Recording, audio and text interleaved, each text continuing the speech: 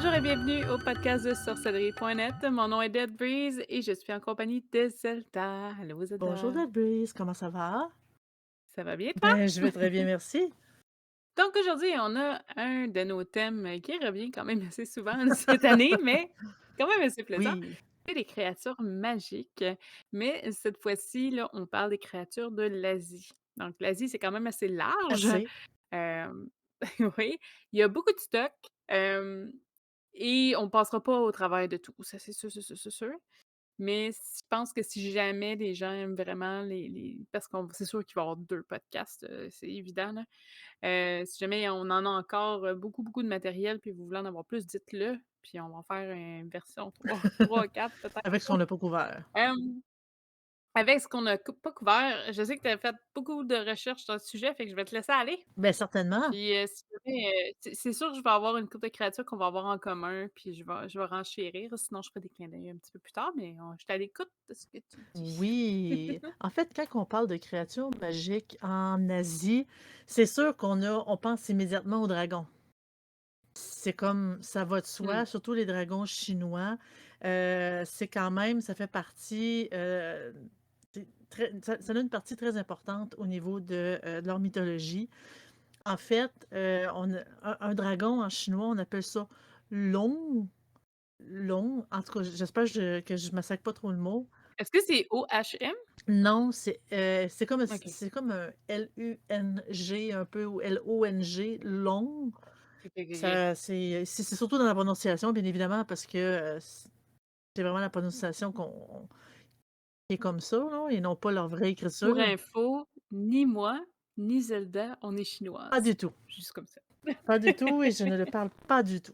Donc, ça explique un petit peu nos problèmes de langue. Heu, donc, le dragon chinois, en fait, c'est une créature qui a un long corps, un cou écailleux, reptilien. Il a des pattes de lézard, puis des serres d'aigle. Sa Ouh. tête est ornée de moustaches puis de cornes de daim. Hem Mmh. Rarement, un dragon chinois a des ailes. En majorité, il y en a pas, mais il vole toujours. Tout le temps, il vole au travers des nuages, il se promène partout, incluant, tu sais, aller se promener, tu sais, dans l'eau aussi. Les dragons chinois apportent la prospérité et la chance parce que, un dragon là-bas, en fait, on en voit un petit peu partout, justement pour cette raison-là.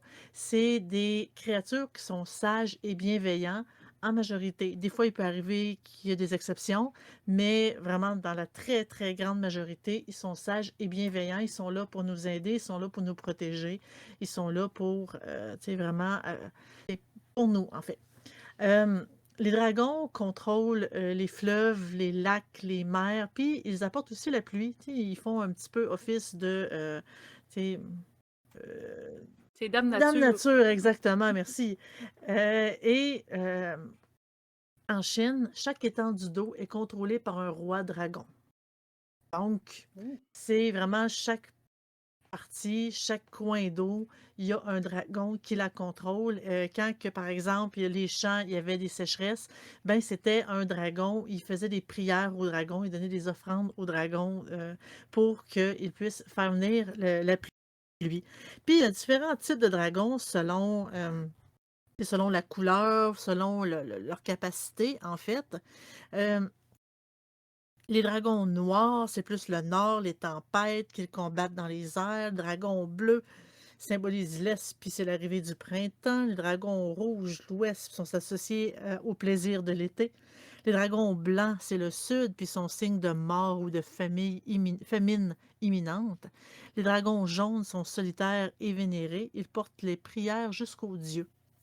Puis, il y a aussi des tâches cosmiques dont, tu sais, les dragons célestes, le dragon plus Mmh. spirituel qui contrôle le vent, la pluie, le dragon des trésors cachés, le dragon terrestre, ici j'en ai un qui est ailé, le dragon à cornes, levé, jaune, royal. En fait, il y a vraiment beaucoup, beaucoup, beaucoup de types de dragons. Même à l'époque, quand que un sujet avait un signe de dragon sur ses vêtements, il y avait des bonnes chances qu'il se fasse, tuer parce qu'il y avait juste c'est comme l'empereur qui avait le droit de porter les dragons ou les membres de la famille royale. C'est vraiment le signe de, c'est comme des grands rois. Mmh. Sinon, c'est sûr qu'il y a des dragons aussi ailleurs, comme en Corée, comme au Japon, et En Inde aussi. oui, c'est ça, vietnamien. Et c'est sûr qu'ils ont des dragons ici, là aussi, mais tu sais, ça se ressemble tout plus ou moins. Il y a toutes des légendes qui vont aussi avec ce type de dragon-là, mais les histoires se ressemblent quand même beaucoup. Euh, Dans les types de dragons d'Australie et de Nouvelle-Zélande, en fait, il y a le serpent arc-en-ciel. C'est le dragon des Aborigènes, en fait, qui est, qui représente beaucoup, c'est comme, qui représente ce territoire-là, hein. C'est, il est formé, en fait, d'éléments de plusieurs animaux. Une tête de kangourou ou de cheval, un long corps de serpent décoré de nénuphars, d'igname et de vrilles ondulées, une queue pointue comme celle d'un crocodile. C'est assez bizarre. Même le dessin que j'ai est quand même très, très, très étrange. On dirait un serpent qui est en train de déféquer. Euh, Oh! Non, mais la queue pointue comme celle d'un crocodile, c'est vraiment, ça fait bizarre. Euh, En fait, les croyances folkloriques lient les serpents arc-en-ciel à la fertilité revivifiante de la pluie. Ils vivent dans les profonds trous situés sous les cascades. Ils sont également responsables des tempêtes et des inondations qui se produisent surtout pour punir les personnes qui transgressent les lois de la nature, bien sûr. Il y a beaucoup, toutes les créatures en majorité, quand ils veulent se venger des humains, c'est surtout pour cette raison-là. On dit que les os des gens qui sont emportés dans une inondation sont régurgités par le serpent arc-en-ciel puis transformés en pierre. C'est un Oh! peu comme dans leur mythologie. Euh, il y a beaucoup de cérémonies et des rituels pour la fertilité et l'abondance qui tournent autour de ce serpent-là. Ça fait vraiment une partie importante des croyances de la culture aborigène. Donc, pour eux, c'est quand même assez important. Ensuite, j'ai le Taniwa Maori, en fait, qui ressemble aussi un peu à un serpent. C'est des façonneurs de la terre. Ils vivent dans des bassins profonds dans les fleuves, les grottes sombres ou dans la mer. Ils creusent des souterrains en déracinant les arbres. Puis, quand ils vont vers la mer, ils créent des ports. On dit qu'ils auraient créé le port de Wellington. Et en fait, Ça va quand même. quand même. Euh, les restes pétrifiés de l'un d'un des serpents qui a créé ce port-là, forme, dit-on, une colline qui surplombe la ville. Donc, OK. je dirais que ce serait plutôt à voir. Bref, il dit le Taniwa ressemble à un lézard ou à un gecko au dos orné d'épines. Donc, chaque groupe tribal a son propre Taniwa protecteur. Par la suite, Quand même. oui, par la suite, tu sais, on parle de licorne. Licorne, c'est surtout un animal qui est, tu sais, qui vient je crois que ça vient de la Grèce. Mais là, il y a des licornes japonaises qui existent. Il y a deux licornes japonaises. On dit le kirin et le sinyu. Le kirin est doux, solitaire, alors que le sinyu est puissant et féroce. Ils ont, Ah, oui, ils ont des tendons proéminents, une épaisse crinière mordorée de lion, grosse crinière de lion. Le signaux est spécialement noté pour sa capacité à distinguer le bien du mal. Donc, selon la légende aussi, quand on voulait prouver l'innocence tu sais, comme d'un accusé, ben, ils appelaient le signaux justement pour cette raison-là. Et si l'accusé était coupable, ils le regardaient fixement en trespassant son cœur de sa corne. C'est assez c'est ouais, violent un c'est, petit peu. c'est tentateur. Non! Tu es coupable. En tout cas. Par la suite, on Mais est-ce que ça pourrait être comme un symbole au katana, quoi? C'est peut-être, comme si tu tuais des gens, en tout cas. je sais pas, Hop, aïe, ça, je je sais sais pas. pas. Par la suite, j'ai le Bonacon ou le Bonacon. Je veux dire le Bonacon. qui est aussi appelé le Bonassus. C'est vraiment bizarre de le dire comme ça. C'est un animal mythique qui ressemble beaucoup au taureau, qui vit dans les déserts de l'Asie. Hem, En fait, on dit qu'elle a la tête et le corps d'un taureau, l'encolure et la crinière d'un cheval. Les 2 cornes, à sa tête sont recourbées vers l'intérieur, donc totalement inutiles pour la défense. Le bonacon dispose d'une protection spécifique et là, tu vas rire de Breeze. Quand il y a quelqu'un qui s'approchait de lui, il exhalait des vapeurs et éliminait les excréments, laissant une traînée longue de 600 mètres. Puis les excréments étaient tellement chauds qu'il embrasait les arbres puis mettait feu à tout ce qui touchait, en roussissant les poursuivants. Ça, faut avoir mangé épicé beaucoup, hein. En effet, en effet. Donc, dans, les bestiaires Ouais, OK. médiévaux, dans les dessins, on voit des chevaliers en armure, en essayant de se protéger avec de leurs boucliers des explosions nauséabondes. C'est weird, mais c'est drôle, là, c'est pas, C'est spécial, on va dire juste que c'est spécial. En continuant, j'ai le Baku, c'est une créature hybride du folklore japonais qui ressemble à un tapir ou un cochon sauvage. On dit dans sa description traditionnelle que il a le corps compact d'un cheval, le visage d'un lion, la trompe et les défenses d'un éléphant, la queue d'une vache et les pattes d'un tigre. C'est assez spécial.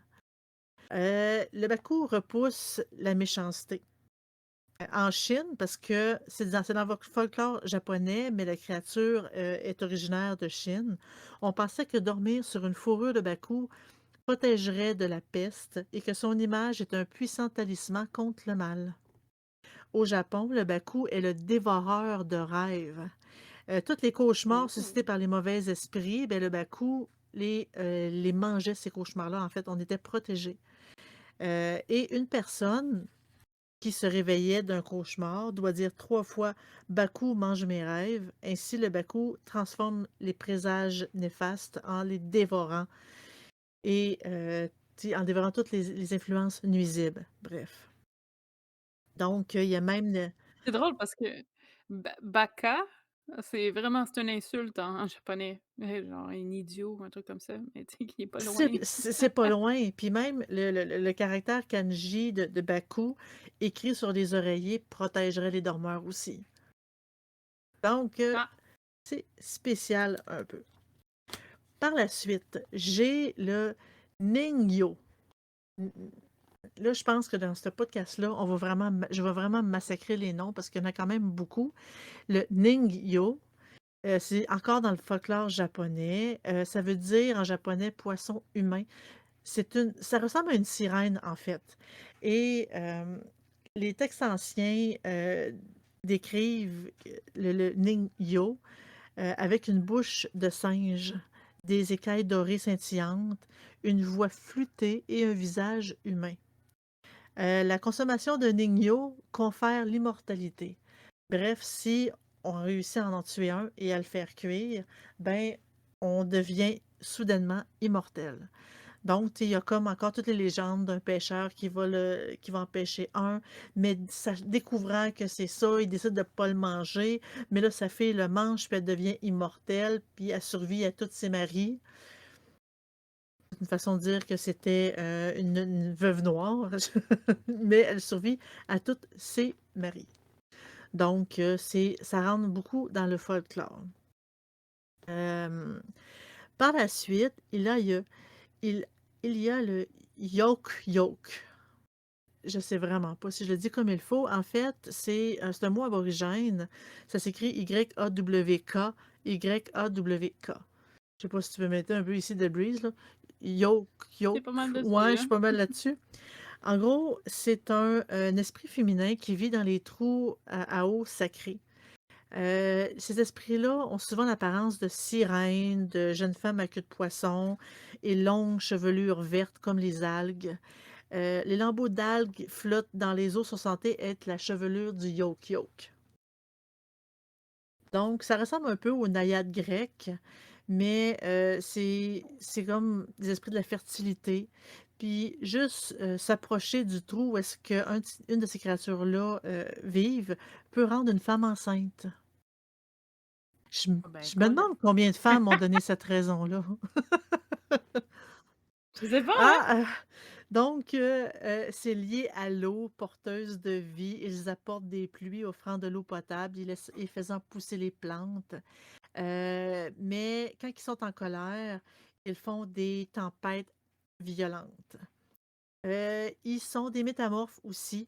Ils endossent parfois la forme d'un crocodile, d'un espadon, d'un serpent. Des fois, ils se font pousser des jambes puis errent la nuit dans les terres. D'autres fois, ils se font pousser des ailes puis volent comme des libellules. Mais comme les sirènes, ils épousent parfois des êtres humains, mariages qui prennent fin quand ils décident de retourner dans l'eau. Donc, c'est un autre type de sirène. Et là, restons dans le thème de l'eau encore. Il y a le macara, qui, comme une sirène, c'est mi-femme, mi-poisson. Le macara vient de la mythologie hindoue. C'est une créature mi-animal, mi-poisson. Euh, le mot macara, ça veut dire monstre, dans le sens de hybride, pas dans le sens de lait, là, dans le sens de hybride. C'est ni une femme ni un poisson. C'est comme un peu un mélange des deux. Il y a beaucoup de statues qui montrent des macaras dans les temples hindous. Euh, des fois, il y a le corps d'un poisson, des fois, c'est le corps d'un phoque avec la tête d'un éléphant. C'est bizarre. D'autres variants montrent le macara avec la tête et les mâchoires d'un crocodile, la trompe d'un éléphant, les écailles d'un poisson et la queue d'un paon. En fait, le macara, ça serait la monture de Varuna, un dieu hindou des vents, et de Ganga, une déité qui est associée au fleuve, le Gange. Bref, elle symbolise le chaos, d'où l'ordre émerge et auquel il revient. Donc, c'est un peu, c'est le macara. Je vais poursuivre encore avec un animal aquatique, le kappa. C'est dans le kappa vient du folklore japonais. Il a la taille d'un enfant en fait, le mot kappa veut dire l'enfant du fleuve. Donc, la créature, elle a la peau verte, écailleuse, un corps de grenouille ou de tortue, les doigts et les orteils palmés, une tête et un visage de singe ou de canard. La source de son pouvoir, c'est un creux rempli de liquide situé au sommet de son crâne. Si ce liquide-là se renverse, le kappa affaibli peut mourir. Donc, pour se montrer plus malin qu'un kappa, on s'incline profondément, geste qui va nous retourner, causant ainsi le renversement du liquide et son décès. C'est ça. Sur, sur certaines images ou iconographies japonaises, heu, il y avait des il y avait une image comme quoi même pour un kappa, tu pouvais péter par un kappa, avoir des flatulences et ça le faisait repousser. Ah, Ça m'avait surpris, mais oui, c'était, c'est en tout cas, apparemment, on peut les repousser avec des flatulences, donc ah, si vous avez mangé beaucoup d'haricots, ça peut vous ça peut aider. vous sauver la vie. Mais on dit que, en fait, selon la légende, et les kappas attrapent et mangent les enfants qui nagent dans les rivières ou les étangs. Pour les protéger, les parents écrivent le nom des enfants sur des cocombes qu'ils jettent dans les étangs en offrande aux kappas, car c'est la seule nourriture qu'ils aiment plus que les enfants. Et le nom Kappa-maki désigne aussi des sushis aux cocombes. Ça vient de cette croyance-là, en fait. Ah!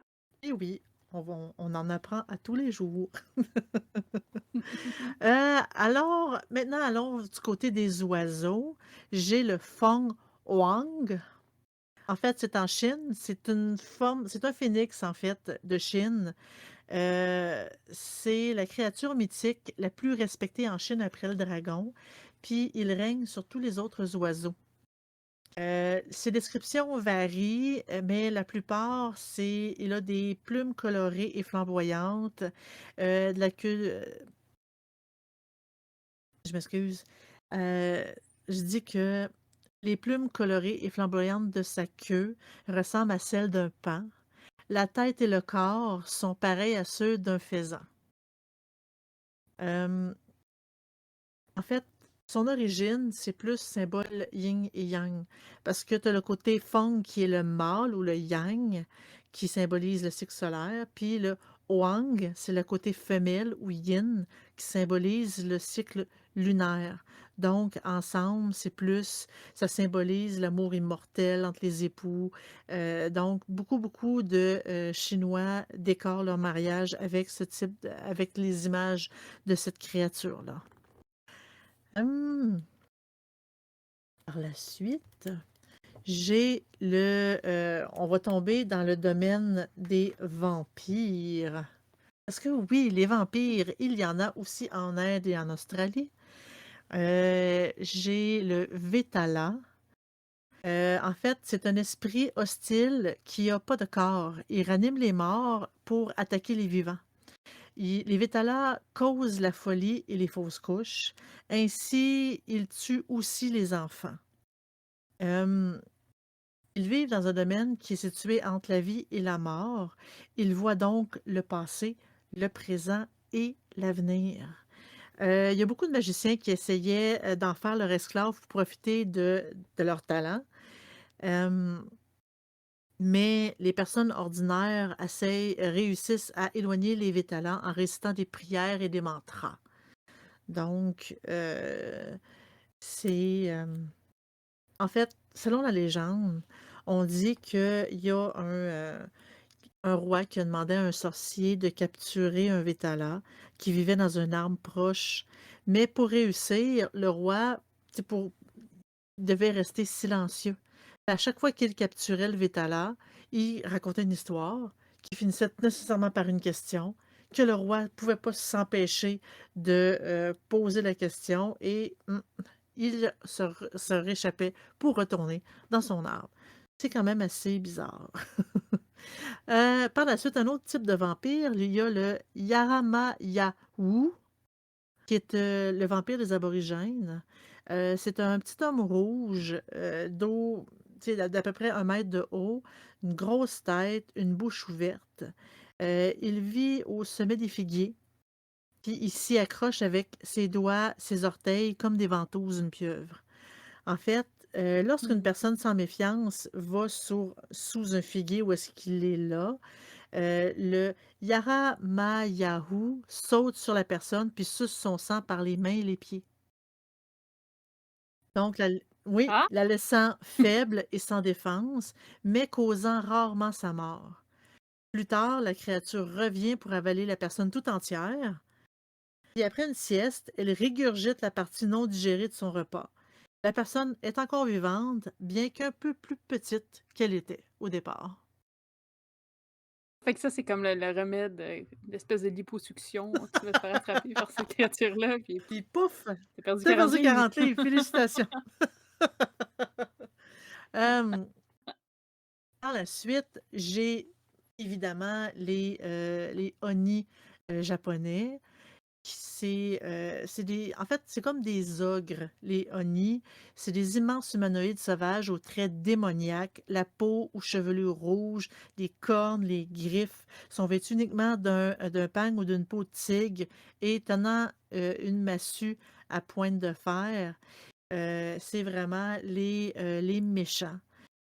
Les OK, donc dans les contes, les Oni, c'est des créatures, justement, comme je disais, malfaisantes, dévoreuses d'hommes, Mmh. qui doivent être tuées par des héros vaillants. Mais parfois, ils servent de protecteurs. Des tuiles à visage de démon ornant les bords des toits japonais sont appelés les Onigawara. C'est des démons grimaçants, puis ils éloignent les esprits nuisibles. Donc, tu sais, ils sont comme ils sont méchants, mais les images les permettraient de se protéger contre les Oni.